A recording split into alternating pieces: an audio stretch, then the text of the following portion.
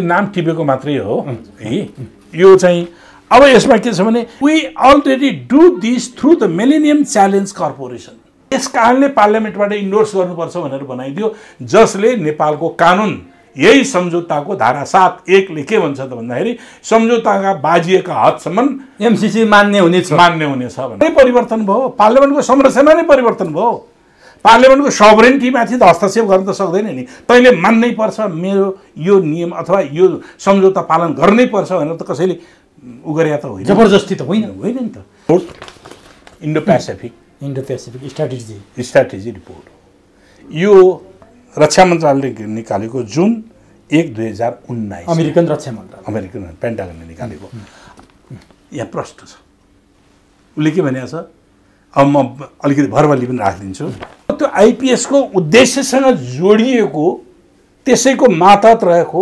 MCC programme जसले के भन्छ त भन्दाखेरि हामीले यहाँ यसको निम्ति राष्ट्रको निम्ति अहित होस् भन्ने कतैपट्टिबाट हुन्छ नि मलाई त्यो कुरा सही हुँदैन राष्ट्रिय हित अनुकूल बनाएर संशोधन गरेर पास गर्ने भन्यो जबकि अमेरिकी अधिकारीहरूले यो सम्झौताको मूल अंशलाई संशोधन हुन सक्दैन मूल सम्झौता संशोधन हुन सक्दैन जब मूल सम्झौता संशोधन हुन सक्दैन भने पास गर्ने अनुमोदन गर्ने भन्ने अर्थै रहँदैन तर मसँग तथ्य नै छ सबै चिजहरूको सङ्कलन गरेर राखेको छु अनि यो थापाउँदा तपाईको पार्टीले चाहिँ नि मलाई यस विषयमा मलाई पार्टीले के गर्यो भन्ने कुराहरूका बारेमा भन्ने भन्दाखेरि तपाईँ रिजर्भ बस्नेमा होइन पार्टीले के गर्यो भन्ने कुराहरूको बारेमा मेरो कुरा मलाई सोध्नुहोस् अब पार्टीका प्रवक्तालाई सोध्नुहोस् ग्रोथ रिपोर्ट यो चाहिँ नि नेपालको सर्वे गरिएको नेपालमा कसरी डेभलपमेन्ट गर्ने भन्ने कुराहरूको सर्वे गर्ने देखिँदाखेरि अरू गैर सरकारी देखिँदाखेरि यो पनि गैर सरकारी एमसीसी देखिँदाखेरि मिलेनियम च्यालेन्ज कर्पोरेसन न्यू पोखरेलजी तपाईँलाई कार्यक्रममा हार्दिक स्वागत छ धन्यवाद हुन त लीलामणि पोखरेलले लामो समयदेखि श्रृङ्खलाबद्ध एमसीसीको बारेमा बोल्दै आउनु भएको छ विरोध गर्दै आउनु भएको छ तर पार्टीले स्थायी कमिटीबाटै संशोधनसहित पास गर्ने अनुमोदन गरिसकेपछि किन तपाईँले नोट अफ डिसेन्ट एक्लै भए पनि किन लेख्नुभयो मैले यहाँबाट सोध्छु हाम्रो पार्टीको स्थायी समितिको बैठक लामो समय 80औं दिनमा हामीले चाहिँ नि अस्ति 26 गते त्यो बैठक बस्यौँ विभिन्न अवरोध बीचबीचमा अवरोध पछाडि बस्यौँ त्यो पार्टीको आन्तरिक जीवनका प्रश्नहरू थिए त्यो बैठकमा एउटा प्रस्ताव कार्यालयको तर्फबाट प्रस्ताव प्रस्तुत भयो प्रस्तुत भएका 15वटा बुदा र त्यसका उपबुदाहरू पनि छन् मध्ये एउटा बुदा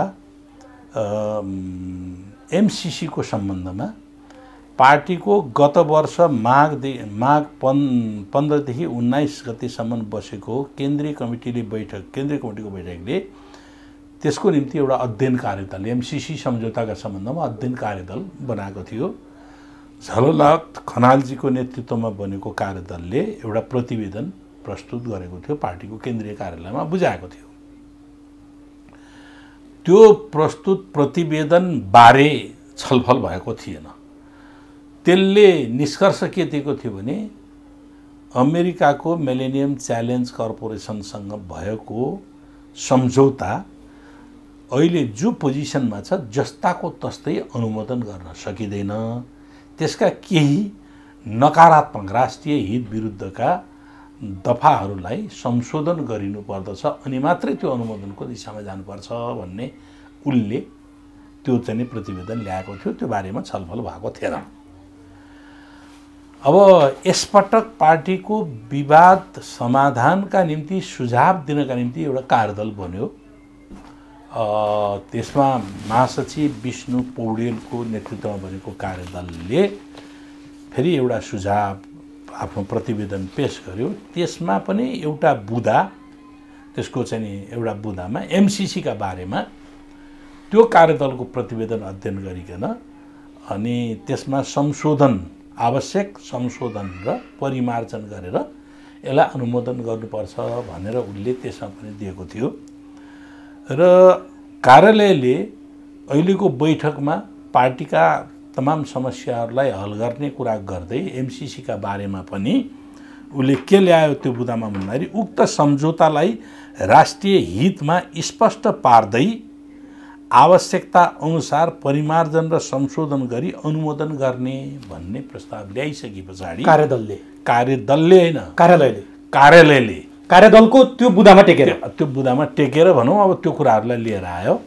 ल्याइसकेपछि अब म अरू कुराहरूमा जान्न, यसमा मात्रै मेरो ध्यान के भयो त भन्दाखेरि के एमसिसी अहिले भएको पोजिसनबाट संशोधन गरेर राष्ट्रिय हित अनुकूल बन्छ कि बन्दैन त भन्ने मेरो प्रश्न रह्यो। मैले के निष्कर्ष निकालेँ त्यसको पृष्ठभूमि म पछि भन्छु।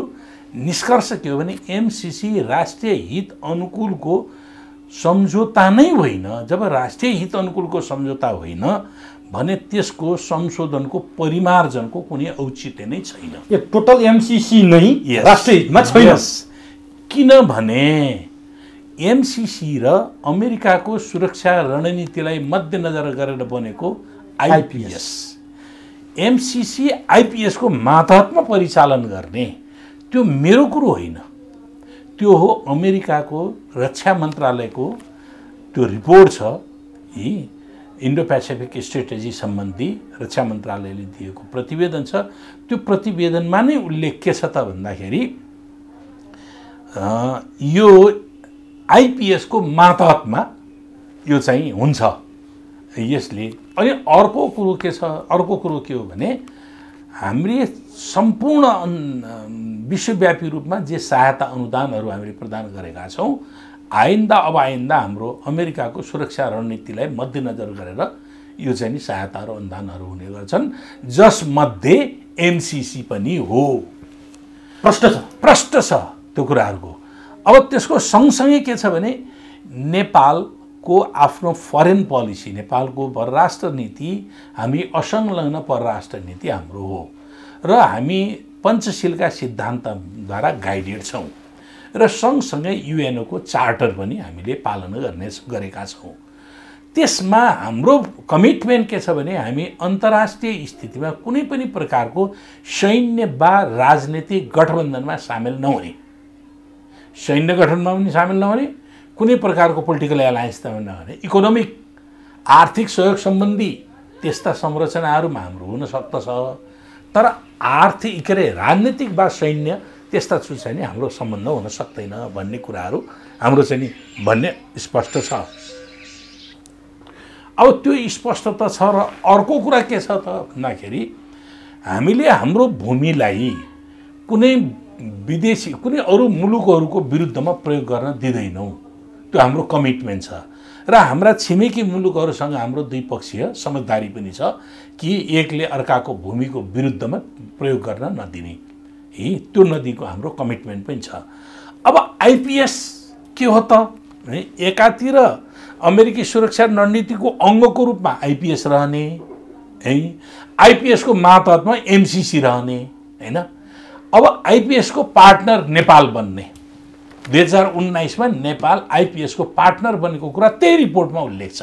नेपाल र श्रीलङ्का न्यूली एडेड पार्टनर भनिएको छ क्या, त्यहाँ नयाँ जोडिएका पार्टनरहरू सहयात्रीहरू भनेर त्यो जोडिएको छ। यसको कारणले गर्दाखेरि आइपिएसको उद्देश्य के हो भन्नेमा जानु पर्यो हामी। अब मैले अघि भने सैन्य वा गैर सैन्य गठबन्धन। अब आइपिएसको उद्देश्यमा जाँदाखेरि हामी अलिकति पछाडि फर्कनुपर्छ। त्यो भनेको सन् 1960 मा पुग्नु पर्दछ। त्यति बेला विश्व दुई भागमा बाँडियो, एउटा समाजवादी खेमा, एउटा पुँजीवादी खेमा। रुस र चीन समाजवादी खेमाको नेतृत्व गर्ने संसारभरि, अमेरिका बेलायत लगायतका पश्चिम युरोपीय मुलुकहरू पुँजीवादी खेमाको गर्ने। त्यो कन्ट्राडिक्सनमा सन् 1960 मा अमेरिकाको नेतृत्वमा अमेरिका, जापान, अस्ट्रेलिया भएर एसिया पेसिफिक नामक संस्था निर्माण गरे।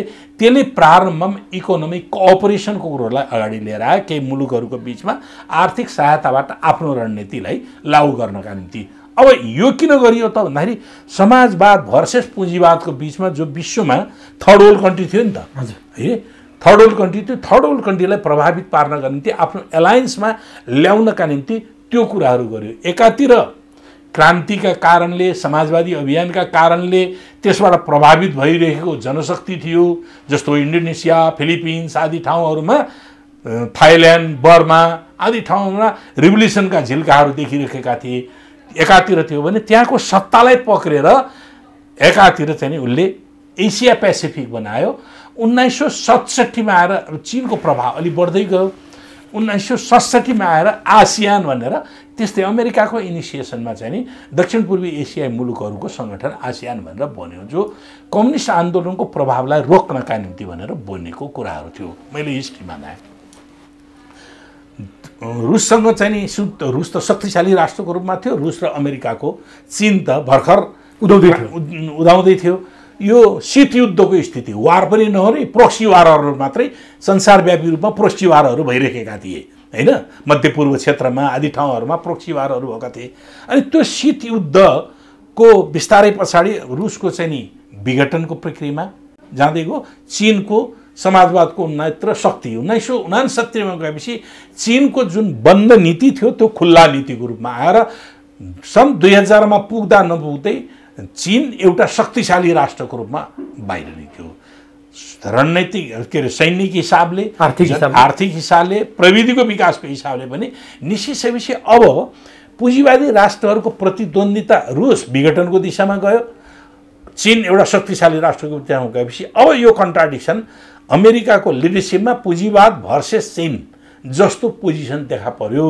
त्यो देखा परेपछि सन् 2000 पछाडि अमेरिकी राष्ट्रपति जर्ज डब्ल्यू बुश जुनियरले आफ्नो अब फरेन पोलिसीमा चेन्ज गर्ने, उनीहरूले विभिन्न एनजिओ आइएनजिओ मार्फत आफ्नो चाहिँ सहायताहरू प्रदान गरिरहेका थिए। सायद सन्तुष्ट भएन होला, त्यसैले डाइरेक्ट प्रत्यक्ष सरकारले त्यसमा चाहिँ नियन्त्रण र निर्देशन गर्ने गरिकन सहायता नियोगहरू निर्माण गर्ने। त्यो गैर सरकारी नै हुन् तिनीहरू हैन। अब देखिँदाखेरि अरू गैर सरकारी, देखिँदाखेरि यो पनि गैर सरकारी एमसिसी, देखिँदाखेरि मिलेनियम च्यालेन्ज कर्पोरेसन नियोग, यो पनि गैर सरकारी नै देखिँदाखेरि। तर के हो भने 100% अमेरिकी सरकारको लगानीमा निर्माण भएको अमेरिकी सरकारको सम्पूर्ण पोलिसीहरूलाई त्यसलाई चाहिँ त्यो निर्देशित गरेर, अझ त्यो मात्रै होइन, रक्षा मन्त्रालयको इन्ट्रेस्टहरूलाई पुरा गर्नका निम्ति निर्माण भएको, विशेष गरी सैन्य शक्तिसँगै जोडिएको।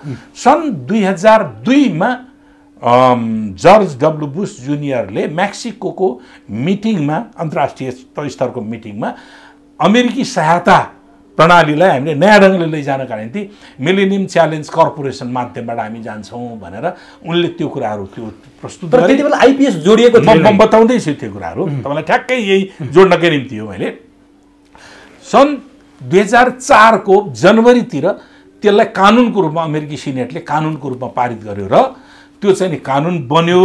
सन् 2005 मा पहिलो एमसिसी मार्फत सहायता प्राप्त गर्ने राष्ट्र भनेको मेडागास्कर हो। त्यो मेडागास्कर एग्रिकल्चर प्रोडक्सनको निम्ति भनेर त्यहाँ त्यो सहायता 110 मिलियन, 10 मिलियन डलरको चाहिँ त्यो सहायता दियो।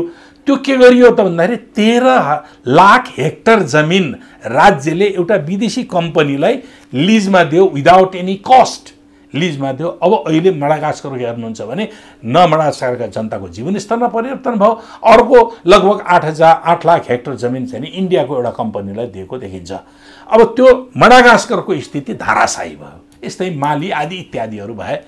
अब त्यो त्यसरी अगाडि बढाइएको बिस्तारै नेपालमा त 2013 मा गएर थ्रेसहोल्डको नाममा एग्री गरेर 2014 मा एउटा चाहिँ नि तपाईँको यो रिपोर्ट चाहिँ नि नेपालमा। र 2011 मा बाबुराम भट्टराई प्रधानमन्त्री हुँदा वर्षमान पुन र बाबुराम भट्टराईले नै यसलाई सुरुवात गरे भने जै अर्थमन्त्री मलाई थाहा छ त्यो कुराहरूको निम्ति। त्यो के हो भने इनिसिएसन र एग्रिमेन्ट भन्ने कुरा दुईटा फरक हुन्छन्। पहल कदमी लिएर एग्रिमेन्ट नहुनु पनि त सक्छ नि। इनिसिएसन नेपालको विकासको, आर्थिक विकासका निम्ति यही रिपोर्ट बनाउन, नेपाल ग्रोथ डायनेस्टिक रिपोर्ट बनाउन 2008 देखि सुरु भएको छ है। अब यो 2014 मा प्रकाशित भएको छ। अब यसको कुरा देखाइदिनु एकचोटि हामीलाई देखाइदिनु। अब यो ग्रोथ रिपोर्ट यो चाहिँ नि नेपालको सर्वे गरिएको, नेपालमा कसरी डेभलपमेन्ट गर्ने भन्ने कुराहरूको सर्वे गर्ने। अब यो रिपोर्ट यो त मैले कम्पाइल गरेर आफैले बनाएको हो यो उसको नि। अब यसमा के छ भन्नु त भने केही यो हामी एकदम हामीले नै सबै सेलेक्सन गरेका हौँ, हाम्रो प्रोजेक्टहरू जसरी भन्ने गरिएको छ नि, म त्यही अलि भन्दै नाम टिपेको मात्रै हो है। यो चाहिँ अब यसमा के छ भने लिड एजेन्सी भनेर एमसिसीलाई नै अगाडि राखेको छ। एमसिसीलाई नै अध्ययन गर्न नेपालमा या लिड एजेन्सी जसले फाइनेन्सियल कोअपरेसन पनि गरेको हुनुपर्छ, लिड एजेन्सी भन्ने बित्तिकै गर्छ। अब त्यसमा के छ भने नेपाल ग्रोथ डाइनेस्टी रिपोर्ट 2014 को लिड एजेन्सीको रूपमा एमसिसी छ। अब यसमा त्यसको लिड एजेन्सीको lead economist and team leader of MCC भन्ने छ। त्यो को छ भन्नुहुन्छ भने बिग्ली कनिङहम भन्ने चाहिँ नि त्यसको लिड एजेन्सी। कारण मसँग यहाँ सिरिज अफ नामहरू छ। त्यस्तै गरिकन अर्को नाम छ जेरेमी स्टेटफिल्ड भन्ने, उनी लिड इकोनोमिस्ट एमसिसी भन्ने छन्। त्यस्तै गरिकन अर्को रम औलाख भन्ने छन्, उनी सिनियर इकोनोमिस्ट युएसएड नेपालको एजेन्सीको रूपमा बस्ने भए। अर्को सिसिली डेभिड भन्ने छन्, उनी इकोनोमिस्ट युएसएड वासिङटन है। अर्को जेसिन्टो फाबियासो भन्ने छन्, उनी इकोनोमिस्ट युएसएड वासिङटन। त्यस्तै गरिकन फ्रिजा बेस विलिक भन्ने छन्, उनी इकोनोमिक एमसिसी। अब टिम ब्रेडवर्थ भन्ने छन्, उनी इकोनोमिस्ट एमसिसी।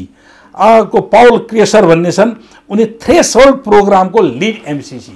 जो थ्रेसहोल्ड प्रोग्राम भन्यो त्यसको लिड एमसिसीको लिड गर्ने छन्। यो रिपोर्ट तयार पार्नका निम्ति यसले मद्दत गर्छ। यिनीहरूले यो रिपोर्ट तयार पारे। अनि यिनी होइन, नेपालको टिम छ। फेरि यससँग जोडिएको नेपालको टिम है। नेपालको टिमले चाहिँ नि यसको गाइडेन्समा, लिड भने त नेतृत्व गर्ने भयो नि त, यसको गाइडेन्समा Chiranjeevi Nepal chief policy adviser of ministry जो हाम्रो गभर्नर यस उनी मिनिस्ट्री फाइनेन्स मिनिस्ट्रीका चाहिँ प्रतिनिधित्व गर्दछन्। उनको चाहिँ नि यिनको टिम छ, लगभग 8-9 जनाको टिम। अरू को छन् टिममा? अब त्यसमा श्रीराम पौडेल पनि हुनुहुन्छ, मिनबहादुर श्रेष्ठ हुनुहुन्छ, पुष्पलाल साक्य हुनुहुन्छ, सुवीर फुयाल हुनुहुन्छ, देवराज अधिकारी हुनुहुन्छ, भवानी ढुङ्गाना हुनुहुन्छ, हेमन्त दवाडी हुनुहुन्छ, दिनेश राज पन्त हुनुहुन्छ, हरिशङ्कर भट्टराई हुनुहुन्छ। यो टिम छ। यो टिमको लिडिङ टिम को त भन्दा एमसिसी। अब हामी आफैले एमसिसीको प्रभाव बिना हामीले चाहिँ नि यो प्रोजेक्टहरू सेलेक्सन गरेका हौँ भन्ने कुराहरू कुन आधारबाट भन्ने यो हो पहिले। त्यस कारण एमसिसी कसरी इन्भल्भ भएको, महत्त्वपूर्ण कसरी छिरेको थियो एमसिसी भन्ने कुराहरूलाई अब यो एमसिसीको हाम्रो एग्रिमेन्ट 2017 मा भयो। ज्ञानेन्द्रबहादुर कार्की नेपाली काङ्ग्रेसको सरकारको अर्थमन्त्री हुँदा तपाईहरु पनि कोलिसन पार्टनर हुनुहुन्थ्यो त्यति बेला। सायद कोलिसन पार्टनर हो, तर कोलिसन पार्टनरको कुनै काउन्ट नै थिएन, केही थिएन है। तर त्यहाँ मिनिस्ट्रीमा अथवा चाहिँ क्याबिनेटमा पास भएर ल हामी यो एग्रिमेन्ट गर्न जाँदैछौँ भनेर गएको पनि विरोध त गर्नु पर्थ्यो नि त त्यति। होइन, त्यो त त्यही त म भन्दैछु, विरोध गर्नु पर्थ्यो पर्दैन थियो भन्नेमा जान्न, मैले परिणाम कहाँ पुगेको छ भन्ने म बोलिरहेको छु। अब यी विभिन्न मन्त्रीहरू थिए, प्राइम मिनिस्टर 5वटा प्राइम मिनिस्टर भएको छन्, 5वटा प्राइम मिनिस्टरले किन विरोध गरेनन् भन्ने कुरा त हरेक प्राइम मिनिस्टरले के भइरहेको छ भने सबै डेभलपमेन्ट रिपोर्ट त उसको आउँदैन नि। झलनाथको पालामा इनिसिएट भएको भन्ने भनिन्छ, झलनाथलाई थाहै छैन यो कुराहरूको अगाडि। अब कार्यदलमा उहाँ नै बस्नुभयो, उहाँ नै बसिरहेको छ। त्यस कारणले गर्दाखेरि यो होइन। अब यो अनि त्यही बेला सम्झौता भयो, आइपिएस पनि त्यति बेला गठन भयो। अब हेर्नुहोस् यसको रिलेसन एमसिसी अगाडि जन्मेको आइपिएस पछाडि जन्मेको कसरी अधीनस्थ हुन्छ भन्ने कुराहरू आउँछ। मैले तपाईँलाई अस्ति पनि रिपोर्ट पनि देखाइदिएँ, मसँग रिपोर्ट सुरक्षित छ। त्यो रिपोर्टले के भन्छ त भन्दाखेरि त्यो अमेरिकी गभर्मेन्टको रिपोर्ट हो, जसले के भन्छ भने अहिले पनि मैले भने एमसिसी अमेरिकाको सुरक्षा रणनीतिको महत्त्वपूर्ण पार्ट हो, अङ्ग हो।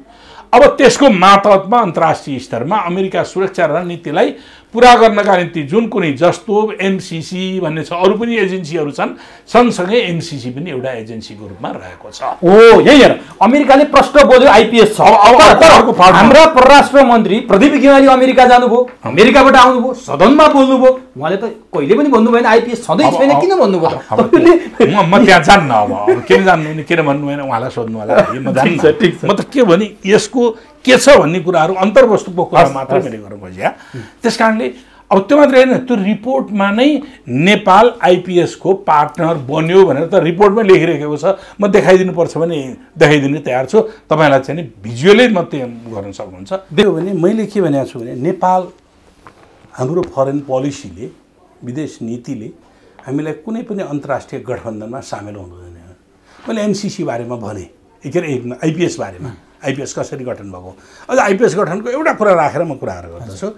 आइपिएसको अवधारणा कन्सेप्टकै कुरो गर्ने भने 2008 मा भारतीय पूर्व सेनाका एडमिरल पूर्व एडमिरल गुरप्रीत खुराना भन्ने डाक्टर खुराना भन्छन्, उनले यो आइपिएसको कन्सेप्ट 2008 मा निकालेका हुन् र आइपिएसको गठन गर्ने बेलामा निर्माण गर्ने बेलामा पनि भारत, जापान, अमेरिका र अस्ट्रेलिया यी चारवटा मिलेर यो आइपिएसको संरचनाको निर्माण गरेका हौँ।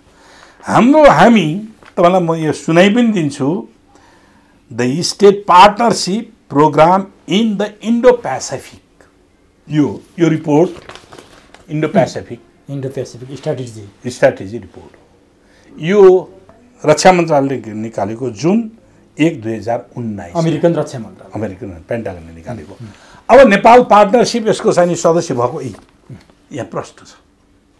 उसले के भनेको छ, अब म अलिकति भरबली पनि राखिदिन्छु। The state partnership programme began in 1993 with partnership between the National Guard of the designated US state and newly independent Eastern European countries. The state partnership program has since expanded to other regions including the Middle East, Africa, Latin America, Western Europe and the Indo-Pacific in the Prashanta Kshetra. By the end of fiscal year 2019, the United States will have 79 partnerships with 69 nations, 12 of which are in Indo-Pacific अथवा हिन्द प्रशान्त क्षेत्रमा 12वटा छन्, जसमध्ये Bangladesh, Cambodia, Indonesia, Malaysia, Mongolia, Philippines, Thailand, tonga and Fiji, Vietnam and recently added Nepal and Sri Lanka. यो प्रश्न छ। 1993 को यो हैन 2019 मा प्राप्त रिपोर्ट हो। यो 2019 मा प्राप्त रिपोर्ट चाहिँ अमेरिकाको रक्षा मन्त्रालय। अब नेपाल छैन भनेर कसरी भन्ने? उसको अमेरिका आइपिएस मा त प्रश्न नेपाल छ भन्ने कुरा प्रमाण त देखियो। अब आइपिएस को उद्देश्यको बारेमा मैले भनिसक्नु है। अब त्यो आइपिएस को उद्देश्यसँग जोडिएको त्यसैको मातहत रहेको एमसीसी प्रोग्राम जसले के भन्छ त भन्दाखेरि हामीले यहाँ भनेको छ विभिन्न किसिमले हामी चाहिँ नि यो ट्रम्पको सिग्नेचर भएको प्रतिवेदन हो, national security strategy of the United states of America. त्यो देखाइदिनु त एकचोटि भित्र यो सिग्नेचर यो रिपोर्टमा प्रष्ट शब्दमै भनिएको छ क्या। अब यहाँ प्रष्ट शब्दमा के भनिएको छ भन्दाखेरि रिजनल बेसिसमा यहाँ के गर्ने यो इन्डो पेसिफिक स्ट्र्याटेजी रिपोर्ट 2019 नोभेम्बरको त्यो नोभेम्बरमा यहाँ रिजनल कन्ट्रीहरूका निम्ति यहाँ यसमा छ यहाँ के भनेको छ भन्दाखेरि the People's Republic of China is a revisionist power, जसका विरुद्ध लड्नु छ हो। त्यस्तै गरिकन द रिपब्लिक अर्को छ Russia is a revitalized malign actor. त्यस्तै Korea is a rogue state, दुष्ट राष्ट्र North Korea is a the Democratic Republic of Korea as a rogue state, जसका विरुद्ध वो बिना कम्प्रोमाइज लड्नका निम्ति आफ्नो उद्देश्य बनाइरहेको छ। यसमा नेपाललाई त्यो संरचनामा नेपाललाई पार्टनरसिप भनेपछि हेर्दा एमसीसी विकास बोकेर आएको जस्तो देखिने। त्यो भित्र यी तपाईले उल्लेख गरेका देशहरूसँग लड्ने नेपाललाई खेल मैदान बनाउने, सबैसँग आफ्नो विरोधीहरूसँग लड्ने, त्यसलाई एउटा त्यो विपन बनाइराखेको छ, आवरण बनाइराखेको छ, जसको मातहतमा आएको छ। अब उनीहरूले के भन्छ त अर्को पनि के भन्छ भनेर भन्दाखेरि United States will use diplomacy and assistance to encourage states up to make choices there improve governance, rule of law and sustainable development. We already do this through the Millennium Challenge Corporation. हामीले यो काम millennium challenge कर्पोरेसनबाट गरिसकेका छौँ, गर्दैछौँ। अब अर्को पनि म राखिदिन्छु फेरि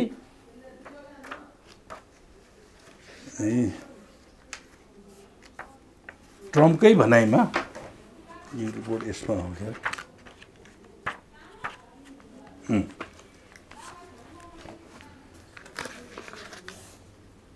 इन्हान्सिङ इकोनोमिक प्रस्पेरिटी भन्ने यसको शीर्षक छ त्यो रिपोर्ट चाहिँ अहिले मैले देखाएको रिपोर्ट हो त्यो रिपोर्टमा के भन्छ to date support has included $2.9 billion through the Department of State of USAID for the economic pillar of the Indo-Pacific strategy. For the economic pillar for Indo-Pacific since the beginning of the Trump administration and hundreds of millions more through other agencies including the US Millennium Challenge Corporation and overseas private investment corporations. यसले के अर्थ दिन्छ हामी त यो सबै काम सुरक्षा सम्बन्धी काम यसबाट लगानी गर्दैछौँ भने हो किन प्रश्न अमेरिकाले त सिधै भनिरहेछ सिधै भनिरहेछ यहाँ किन लुकाउँछन् त यहाँका नेताहरू त्यो चाहिँ तपाईँ खतर्नुहोस् है किन लुकाउँछन् भन्ने कुरा तपाईँ खतर्नुहोस् म चाहिँ अब के भन्दछु भने यसकारण तपाईँले नोट अफ यसकारण यति मात्रै छैनन् अरू पनि कारण छन् अरू के छन् अरू कारण के छन् भन्दाखेरि अब अहिले मैले भने नि यहाँ मैले त 3 भागमा बाँडेको छु यसलाई यो नोट अफ डिसेन्टलाई नै 3 भागमा एउटा सम्झौता प्रक्रिया अन्तर्वस्तु र उद्देश्य भन्ने छ दोस्रोमा हिन्द प्रशान्त रणनीति र इन्डो पेसिफिकसँगको रिलेसन भन्ने छ के अरे एमसिसीसँग रिलेसन तेस्रो नेपाल विश्व राजनीति र अन्तर्राष्ट्रिय सम्बन्ध यो अझ महत्त्वपूर्ण छ यो इन्डो पेसिफिकसँग रिलेसन पनि हो नेपाल यो सम्बन्ध हाम्रो मुलुक दुईटा ठुला देशहरूको बिचमा ल्यान्ड लक छ चीन अनि भारत दुईटाको बिचको राजनीतिक प्रणाली भिन्न छ र प्रतिस्पर्धी पनि छन् हाम्रो मुलुकसँग सम्बन्ध राखेर ती दुईटै मुलुकले हाम्रो सुरक्षा रणनीतिका बारेमा चासो राख्नु पर्दछ भनेर भारत र चीन दुईटैले राख्न सक्छन् त्यो स्वाभाविक छ किनभने सीमा जोडिएको छ हामीभन्दा 8000 माइल टाढा भएको अमेरिका बारेमा हामी उसको सुरक्षा रणनीतिको बारेमा हामी चिन्तित हुनुपर्छ जहाँ हाम्रो भूगोलको सम्बन्धै छैन हाम्रो मित्र राष्ट्र हो बेला बखतमा सहयोग गर्दछ सहयोग गर्ने कुरा हाम्रो शर्तमा सहयोग हुने हाम्रो हितका निम्ति बिना शर्त सहयोग गर्ने अपेक्षा पनि हामी गर्दछौँ है यति मात्रै हो हाम्रो रिलेसनको कुराहरूको सम्बन्धमा हामीले चीनसँगको अमेरिकाको रिलेसन के छ त्यसकारणले हामी त्यसको फलो गर्नुपर्ने भारतसँगको अमेरिकाको रिलेसन छ के छ त्यसको अनुकूल हामी जानुपर्ने त त्यो त होइन त्यो हुन सक्दैन हो त्यो अहिले चाहिँ ग्लोबल पोलिटिक्सको आधारबाट हेरेको छ एकातिर त इन्डो पेसिफिकको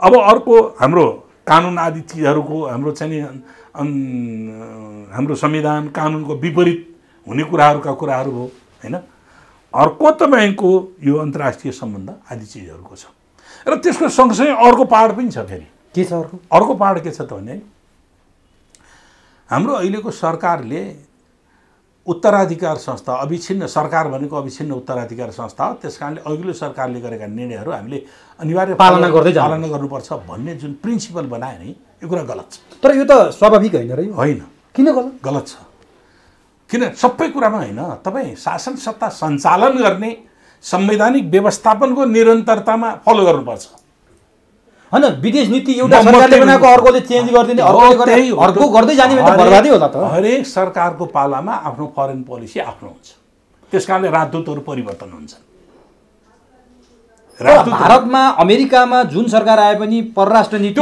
फरेन पोलिसी चेन्ज हुँदैन हामीमा चेन्ज भएर हामी पछाडी परेका छौं भन्ने तर्क त्यसकारणले त्यसको सम्बन्धमा के भने स्टेबल फरेन पोलिसी भन्ने हुन्छ क्या उनीहरूको स्टेबल फरेन पोलिसी परराष्ट्र नीति देशको नीति विदेश सम्बन्धमा एउटै बन्ने हाम्रो पनि एउटै बन्नुपर्ने हो हाम्रो पनि परराष्ट्र नीति एउटै बन्नुपर्ने हो तर के छ भने हाम्रो पोलिटिकल इन्ट्रेस्टका कारणले एउटै प्रकृतिका फरेन पोलिसी बनिरहेका छैनन् गभर्नमेन्टले जे नीति लिन्छ त्यो नीतिलाई अख्तियार गर्नका निम्ति हामीले नियोगहरूमा कूटनीतिक नियोगहरूमा प्रतिनिधि पठाउँछौँ त्यसकारण सरकार परिवर्तन हुने बित्तिकै राजदूत चेन्ज हुनुको कारण त्यो हुनुको कारण के हो किन त्यो नराम्रो होइन र यो राम्रो हो त्यो त स्टेबल पोलिसी नहुँदाखेरिको स्थितिमा त्यही हुन्छ जब स्थिर नीति बन्दैन त्यतिन्जेलसम्म त्यही हुन्छ। अब त हामी 2/3 सरकार होइन, म सरकारको बाटोमा नजाउँ न। अहिले म के भन्दैछु, म किन यो कुराहरू गरेँ भन्दैछु, सरकार अब्लिगेटरी छैन, यसमा बाध्यकारी छैन भन्नेमा। नेपाली काङ्ग्रेसको सरकारको नेतृत्व थियो, नेपाली काङ्ग्रेसको नेतृत्व सरकारमा ज्ञानबहादुर कार्कीले सही गर्नुभयो। चुनाव पछाडि त्यति बेलाको संसद कोलिसन पार्लियामेन्ट थियो, कोलिसन सरकार थियो। त्यस पछाडि चुनाव भयो। चुनावमा जाने हाम्रा उम्मेदवारले जनताको बिचमा जाँदाखेरि हामीलाई एमसिसी पास गर्नु छ, अनुमोदन गरिदिनु पर्ने छ, त्यस कारणले हामीलाई भोट दिनुहोस् भनेर मागे हो भोट होइन।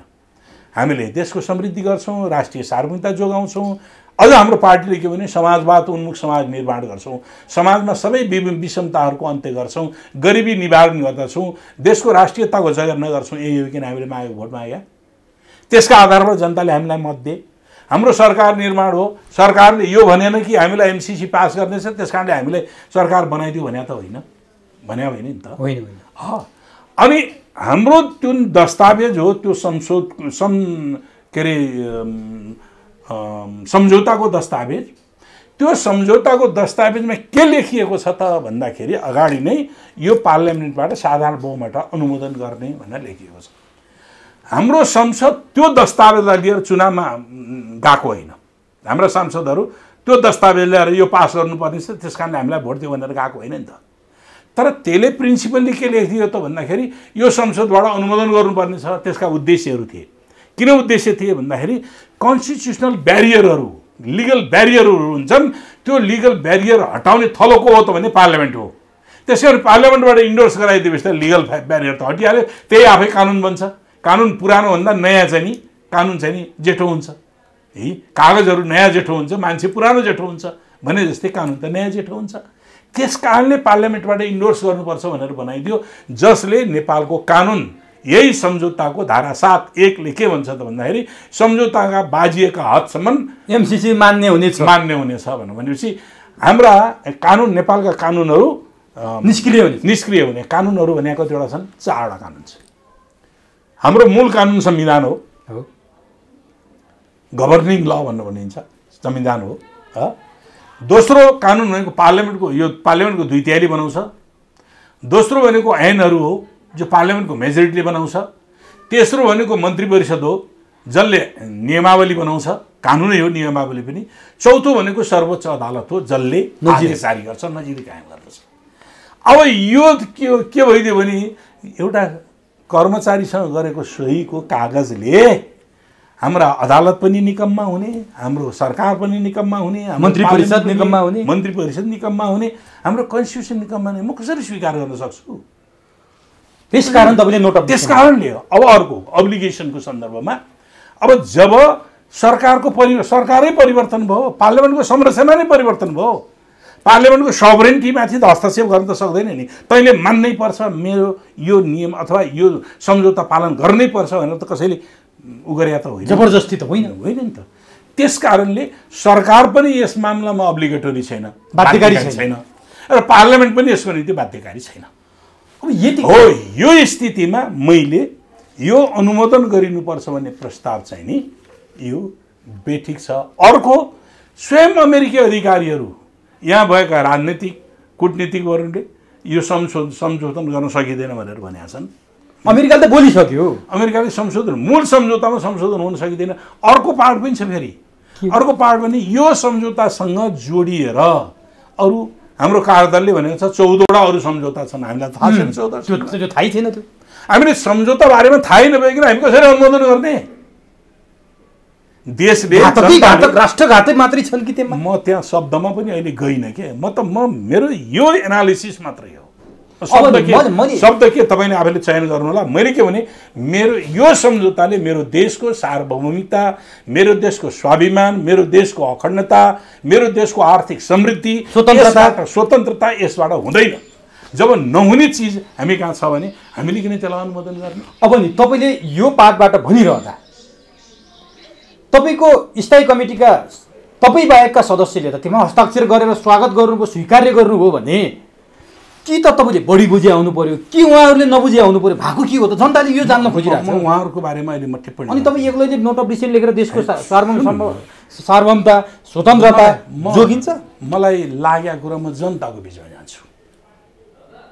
तपाईँ यही यो 2 वर्षदेखि यसको विषयमा म चाहिँ नि जनताको बिचमा उ गरिराखेको छु। यो राष्ट्रिय मुद्दा भएको कारणले जनतालाई मैले चाहिँ नि अवेयर गराउने काम गरिरहेको छु। पार्टीको ब्यानरमा जानुहुन्छ कि कसरी जानुहुन्छ? होइन, म त पार्टीको ब्यानरमा त पार्टीले पारित गर्यो, पार्टीले यो बेठीको भनेर गरेपछि पार्टीको ब्यानर हुन्छ। जब पार्टीले ब्यान पास गरेको हुँदैन त्यति बेला पार्टीको ब्यानर हुँदैन, मेरो इन्डिभिजुअल राइट हुन्छ। पार्टीले पास गर्ने निर्णय गरिसक्यो, पार्टीले पास गर्ने निर्णय गर्यो, पार्टीको एउटा स्टेप बाँकी छ। यसलाई पास गर्ने त भन्यो, तर के भने राष्ट्रिय हित अनुकूल बनाएर संशोधन गरेर पास गर्ने भन्यो। जबकि अमेरिकी अधिकारीहरूले यो सम्झौताको मूल अंशलाई संशोधन हुन सक्दैन, मूल सम्झौता संशोधन हुन सक्दैन। जब मूल सम्झौता संशोधन हुन सक्दैन भने पास गर्ने अनुमोदन गर्ने भन्ने अर्थै रहँदैन। तर मूल सम्झौता संशोधन हुन सक्दैन भन्ने थाहा नभए होइन, तपाईँका दुईटा अध्यक्ष, एकजना प्रधानमन्त्री हुनुहुन्छ, अर्को पूर्व प्रधानमन्त्री हुनुहुन्छ, विज्ञहरू त्यही हुनुहुन्छ। त्यति थाहा पाउँदै त्यो निर्णय गर्नुपर्ने बाध्यता के थियो?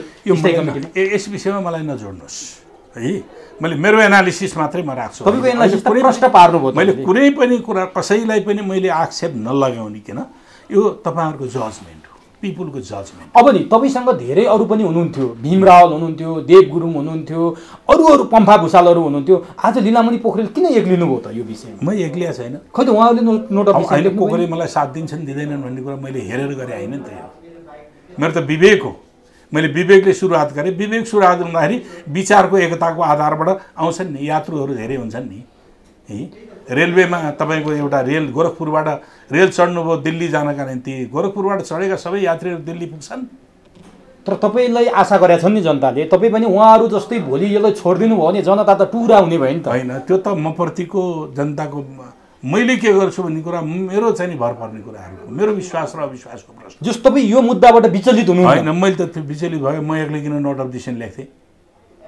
अनि उहाँहरूले नलेख्नुहोस् भन्नु भएन तपाईँहरूलाई? म त्यो भित्री कुरा म अहिले नभनौँ, कोले के भन्नुभयो भन्ने। अब जान्न खोजेँ, जस्तो गएको माघ 15 गतेदेखि 19 गतेसम्म बसेको केन्द्रीय कमिटीको बैठकले एउटा कार्यदल बनायो। तपाईँले सुरुमा पनि भन्नुभएको छ म आफैले राखेको प्रस्ताव हो यो, अहिले पारित गर्न हुँदैन, अध्ययन कार्यदल बनाऊ भनेर म केन्द्रीय कमिटीको बैठकमा मैले राखेँ हो। त्यो कार्यदल बन्यो, त्यो कार्यदलले त्यति बेला प्रतिवेदन सार्वजनिक गर्यो संशोधनसहित। अहिलेको स्थायी कमिटीको बैठकले फेरि संशोधनसहित गर्ने भनेपछि त्यही कार्यदलमा टेकेर गरेको हो कि नयाँ कुरा हो? मैले त्यो कार्यदलको प्रतिवेदन बारेमा छलफल भएको छैन भनेर चाहिँ नि त्यो अन्डरस्ट्यान्डिङ हो। अनि अहिलेको यो जुन निर्णय भएको छ नि संशोधनसहित पास गर्ने, त्यसमा टेकेर गरिया हो कि अरू कुनै नयाँ हो भनेर? होइन, त्यसैमा टेकेको देखिन्छ, किनभने स्थायी कमिटीमा भनिएन त्यो। होइन, भनिएन भन्दाखेरि त्यो प्रस्तावै त्यही छ त।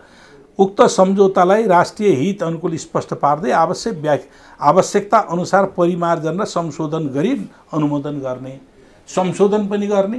त्यसले चाहिँ नि लगभग 14वटा 15वटा कतिवटा बुदाहरू संशोधन गर्नका निम्ति यी हटाउनुपर्छ, यी राख्नुपर्छ भनेर दिएको छ। अब जस्तो तपाईँले पार्टीको जुन विवाद थियो त्यसलाई मिलाउनलाई विष्णु पौडेलको नेतृत्वमा बनेको कार्यदलको एउटा बुदामा यो उल्लेख गरिएको थियो भन्नुभयो नि, भन्नुभएको छ नि तपाईँले अघि। ठिक हो, तर जुन तपाईँहरूको यो 45-46 दिन झगडा देखियो नि नेकपाभित्र, अहिले आएर एमसिसीलाई पनि संशोधनसहित पास गर्ने भनेर त्यो कुरा स्थायी कमिटीले पारित गरेपछि अब मान्छेहरू के भन्न थाल्यो भने नेकपाभित्रको झगडा त खालि एमसिसीको लागि मात्रै रहेछ, अब एमसिसी पास गर्ने भएपछि त सबै मिल्यो भनिरहेछन्। के सत्य हो? सत्य होइन, त्यसरी पनि बुझ्नु हुँदैन। अनि एमसिसी सम्बन्धी मात्रै प्रश्न पनि छैन। तर यो कुराको विरोध थियो नि पहिला। मैले बुझेँ, जनताको विभिन्न स्तरबाट विभिन्न प्रकारका टिप्पणीहरू भएका छन्। हाम्रो पार्टीको आन्तरिक जीवनको प्रश्न थियो, एकताको प्रश्न थियो, भावनाका प्रश्न थिए। त्यहाँभित्र हामीले भनेका छन् सार्वजनिकमा गुटबन्दी भयो, अराजकता पैदा भयो, जसको कारणले एकीकरण प्रक्रियाका कामहरू पुरा भएनन्। यी थुप्रै कुराहरू थिए होइन। ती कुराहरूलाई जसले गर्दाखेरि पार्टीको गति रोकिएको थियो। एउटा एमसिसी पनि कारक रहेछ भने त भयो। एमसिसी पनि थियो, एमसिसी विवादको महत्त्वपूर्ण विषयवस्तु नै बनिरहेको थियो। यी थुप्रै कुराहरू थिए। त्यसमध्ये अहिले हामीले चाहिँ पार्टीलाई अहिलेको परिस्थितिमा, विशिष्ट परिस्थितिमा पार्टीलाई एकताबद्ध गरेर लैजाने भन्यो। यो चाहिँ प्रवेश चाहिँ के भयो त भने यो भित्रको अंश भएको हुनाले अरू पार्टभन्दा पनि मैले चाहिँ यसमा यो बेठी। अब तपाईँले अघि भनिसक्नुभयो संशोधनसहित पारित गर्न अमेरिका राजी छैन। यहाँ भएका होइन, अमेरिकाका अभिव्यक्तिहरूलाई हेरेर, अमेरिकाको मनोविज्ञान मैले भित्र पसेर बुझेर होइन, अमेरिकाका जे अभिव्यक्ति छन् राजदूतले यो चाहिँ नि अब संशोधनको गुन्जाइस छैन मैले टिपेर यो आइरहेछ आइरहेन मसँग तथ्य नै छ सबै चिजहरूको सङ्कलन गरेर राखेको छु अनि यो थापाउँदा तपाईँको पार्टीले चाहिँ नि मलाई यस विषयमा मलाई पार्टीले के गर्यो भन्ने कुराहरूका बारेमा भन्ने भन्दाखेरि नि तपाईँ रिजर्भ बस्नेमा होइन पार्टीले के गर्यो भन्ने कुराहरूको बारेमा मेरो कुरा मलाई सोध्नुहोस् अब पार्टीका प्रवक्तालाई सोध्नुहोस् अरू ल त्यसो भए कथम कदाचित संशोधन सहित पास भइहाल्यो अमेरिका पनि राजी भयो तपाईँको पार्टीले पनि पास गरिहाल्यो भने तपाईँ के गर्नु हाइपोथेसिस म त यसको यो त म यससँग त म कम्प्रोमाइज गर्न सक्दैन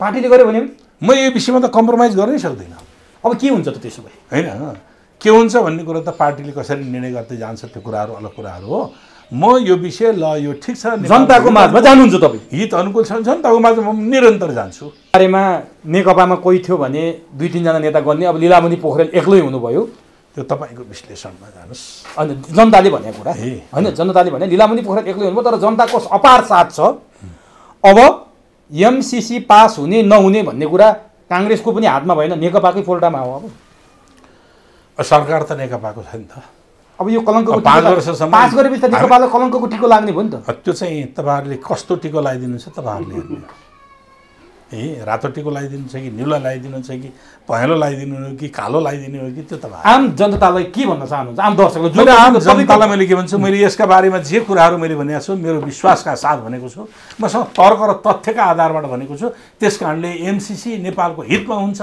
50 करोड डलरले नेपालको चाहिँ नि समृद्धि हुन्छ यो नसोच्नु होला 50 करोड डलर उत्पादन गर्नका निम्ति हामीले करप्सन मात्रै कन्ट्रोल गऱ्यो भने 50 अरब डलर निक्लिन्छ 50 करोड डलर जनतासँग तपाईँ हुनुहुन्छ एकदम 50 करोड डलर मात्रै नि यो त फेरि वर्षमा 11 करोड डलर दिने हो उसले वर्षमा 11 करोड अरू पाहाड त मैले पहिले नै भनिसकेको छु अझै पनि थुप्रा छन् यसका नेगेटिभ कुराहरूका सन्दर्भमा अझै पनि कुराहरू छन् वर्षमा 11 अरब डलर दिने हो 11 अरब रुपियाँ दिने हो वर्षको अब त्यो 11 अरब रुपियाँका निम्ति हामीले आफ्नो अस्मितालाई हाम्रो आफ्नो स्वाभिमानलाई हाम्रो आफ्नो कूटनैतिक सम्बन्धहरूलाई हाम्रो आफ्नो चाहिँ नि अन्तर्राष्ट्रिय नीतिलाई हाम्रो आफ्नो संविधानलाई हाम्रो आफ्नो कानुनलाई धरापमा पार्न सक्दैनौँ त्यस कारणले म आम जनतालाई मैले यही अपिल गर्छु म देशको निम्ति राष्ट्रको निम्ति अहित होस् भन्ने कतै पिटबाट हुन्छ नि मलाई त्यो कुरा सही हुँदैन हस् समय दिनुभयो एमसीसीको बारेमा नोट अफ डिसिसन लेख्नुको कारण र एमसीसीको घातक बुदाका बारेमा पनि प्रमाणसहित प्रश्न पार्नु यसको लागि तपाईँलाई हार्दिक धन्यवाद।